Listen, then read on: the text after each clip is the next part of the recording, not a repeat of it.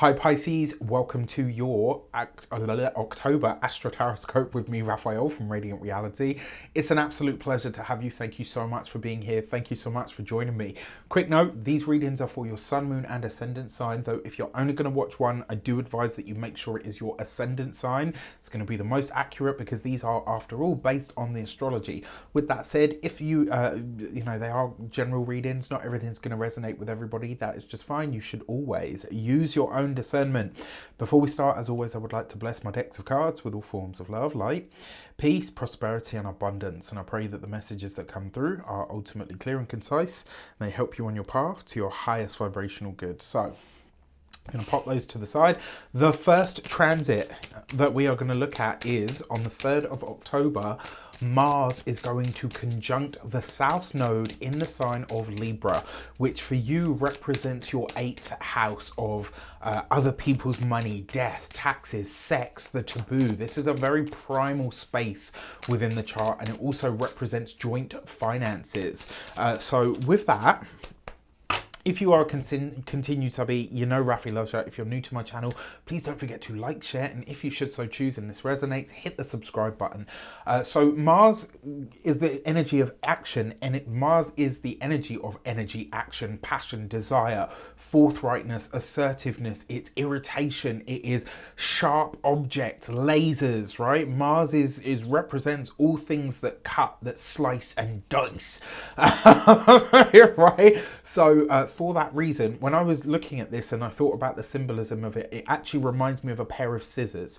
This is like the North Node and Mars are coming in together, and they're going to do that, right? And the South Node is about elimination, removal, excretion, sacrifice, release, what we're moving away from. And when I saw this, it kind of reminded me of a pair of scissors. What happens when you cut something, right? You're cutting it to separate or to remove what is superfluous. The fact that this is happening in your 8th house, which is the house of crisis, conflict, but also the house of death and removal and transformation and renewal. Mars rules your 8th house and your 2nd house of money, finances and resources. This is a release point if ever I saw one, and I think for you guys this is going to be especially quite intense. Apart from I think it was Sagittarius is going to have this in the 12th house, and that's quite intense as well. This means, excuse me, that finances and legal matters could come to the forefront at this time, and I wouldn't be surprised if there's an end to a financial connection to another person. So this could be a partnership of a professional or financial nature might be removed or released here. It could also be that, because this is a house of crisis and conflict, it could be that there's an ending or a completion energy that's just generally kind of in the air around you. It might be louder than any other sign because it's in the house of crisis, conflict and also of death. Now, this doesn't mean that suddenly people in your life are going to start to die, unless, they are sort of in that space or sphere, then yes, it would make sense. This is a potentially very loud and maybe quite abrupt, and especially because Libra is about relationships, this could be conflict in a relationship or a partnership that needs to be resolved or demands to be resolved in some way. It might also be as well that a secret of some sort comes to light and it kind of changes your outlook on something or someone.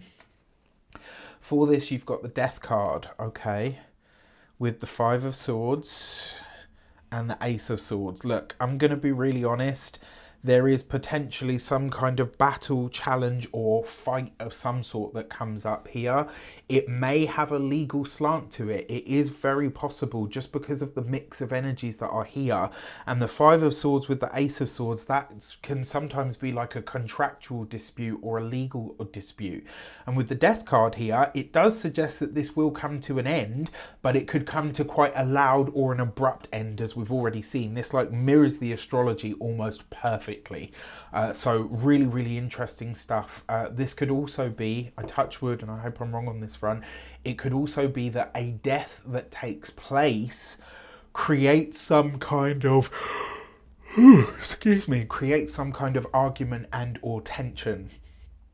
On the 9th of October, Venus is going to come into the sign of Virgo. Now, Venus is the energy of pleasure, gifts, talents, resources, money, finances, pleasure. Mind your business, Siri. Pleasure, you know, and coming into the 7th house of partnerships, relationships, contractual agreements. Once you get over this initial challenge sort of period of the 3rd of October, things might start to settle down a bit as we get towards the 9th of October, where Venus moves into your partnership zone and starts to then really kind of ease relationships, partnerships, contracts, etc. So I actually really like this. If you are partnered, married, or in a long-term commitment, your partner becomes more loving, more kind, more harmonious, more diplomatic. Relationships become all of those things in general, whether personal, professional, or platonic. You could be gaining gifts or a pleasure or even favor in some way, shape, or form from a partner, a collaborator, a friend, etc. A partner could give you a gift at this time as well, possibly a monetary one. It's also possible that relationships of all kinds, or personal and professional and platonic relationships, all start to improve again, right? So they get kinder in some way, and the intensity of the previous transit and whatever it set into motion, it starts to become, you know, this is a very welcome energy, I would say, moving forward. For this, you've got the Queen of Pentacles. The Queen of Pentacles has been very active this month. I'm sure she's shown up in like 80% of the reads this month, which is very interesting to me. So Taurus, Capricorn, Virgo woman, coupled with the Tower card, okay, and the Ace of Wands. So 2 aces can represent trickery, but the Ace of Swords and the Ace of Wands in specific represents a new idea or project that's being birthed that can't be ignored. And look, you've got the Tower card with the 5 of Swords and the Death card, which means that whatever takes place around this first part of the month, it kind of starts to resolve itself here around the 9th, but it's going to continue on. Now, the Queen of Pentacles, usually an earth sign woman, Taurus, Capricorn, Virgo, or, you know, especially because the Tower card here and the Death card, this could be somebody that passes very quickly. Excuse me, almost in a way that's like very unexpected. That's one way this could show up. It could also be that the offer of a collaboration of some sort comes in and it's almost like too good an opportunity to decline. But it may mean that you have to really scramble to bring, it might be that, you know, that something comes in that you don't have the resources for, so you have to create them on the job.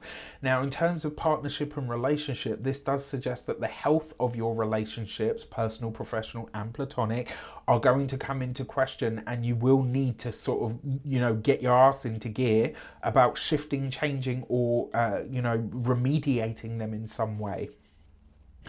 Now, on the 12th of October, Mars is coming into the sign of Scorpio.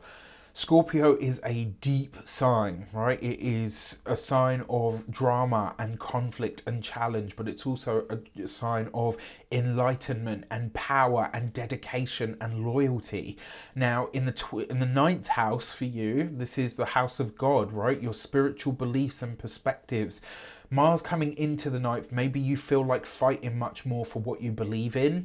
You could become a lot more vocal because Mars is energy, action, passion, excitation. It's fighting and war and competition. Coming into the 9th house, you could be like, no, this is my belief and I am standing for it. I won't allow myself to be a pushover.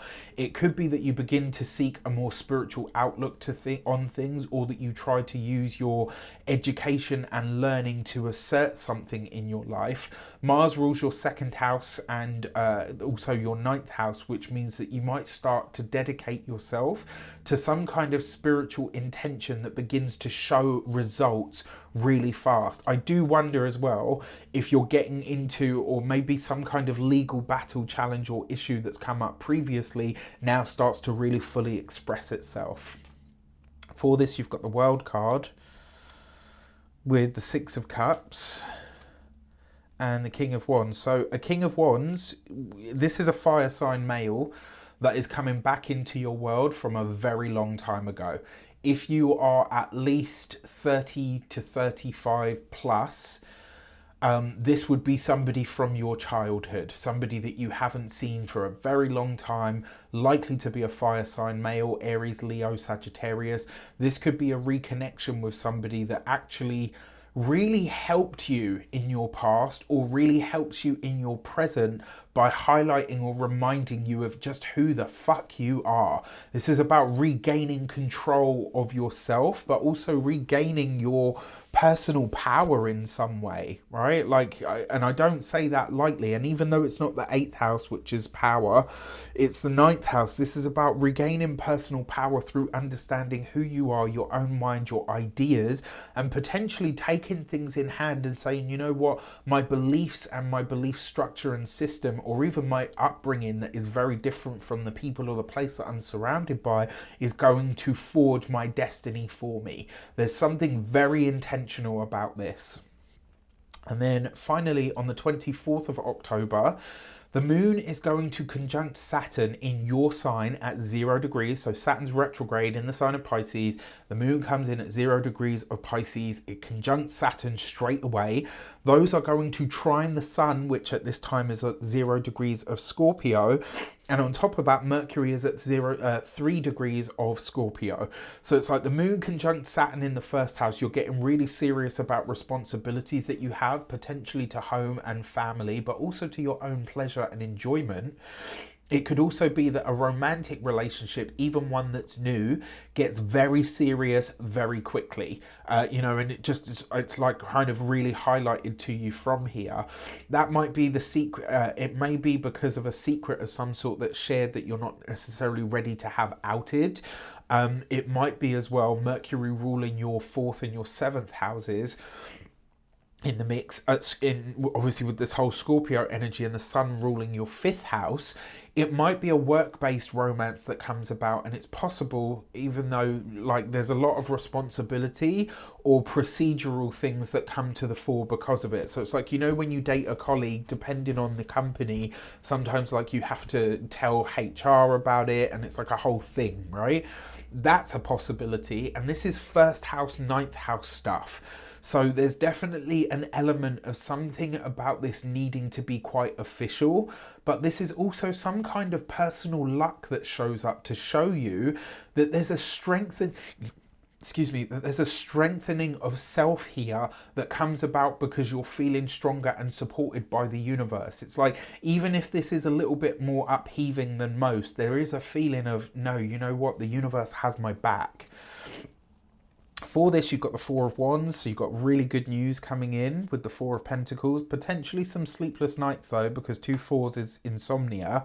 Then you've got the Knight of Wands. So this is passionate. This is you potentially building something very strong with another person, whether this is making a home with someone, maybe a relationship starts to go to that next level almost much quicker than you expected. There's just a lot here, right? Really, I'm intrigued by this, and to see who it is that shows up for you that are single. If you're partnered, this could be you and your partner really doing a lot around the home to create a lot more stability, but it's almost like you're in the driving seat of the changes that are being made. Okay, and then finally for your lunations, we have the new moon solar eclipse in the sign of Libra, which for you occupies the 8th house of other people's money, finances, resources, death, taxes, the sexual, sensual, the taboo, all of those kinds of primal things. You've got the gate 10 and empower, which is really interesting because, as I said earlier, the 8th house is a space of power, and it's a place of personal power. This gate 10 card basically says, by owning and sitting in your personal power, you enable and empower other people to follow suit. And so with this new moon solar eclipse in the sign of Libra, which is your 8th house, this could be you really coming into a much deeper understanding of your personal power and flexing it a little bit more. It could also be a fresh start in terms of increasing or improving your financial outlook in some way, shape or form. And then finally, the full moon lunar eclipse in the sign of Taurus, which is in the 3rd house for you. The greener grass card suggests that you could be getting an interview for a job. There might be plenty of interviews that come up for you. This could be highlighting a lot of opportunities that are in your local area or environment that you haven't been aware of or made use of up until now. And because it is the gate 36 and greener grass, it basically says before you jump out of one thing and into another, just make sure that it is right for you. It may very well be, and there's nothing wrong with that. It's not to say don't make a move. It's just saying don't make a move just for the sake of making one. All right, like see where things are, where you're actually at. And then finally, because it is in the Taurus energy in the third house, this is you really paying attention to your local environment, and specifically like the natural side of it, the pleasurable, sensual side of your local environment might really be to the fore at this time. With that, and it's the last eclipse in the sign of Taurus, which I'm so grateful for. With that said, I wish you an abundance of all of that good stuff. Have a fantastic month. If you want to get your personal Astro-Tarot scope with me, where we can do all of this like we've just done, but for you, your chart and your transits, hit the link in the description box below and I will see you at the table. With that said, take care and let me know in the comments how it shapes up, and I'll see you soon.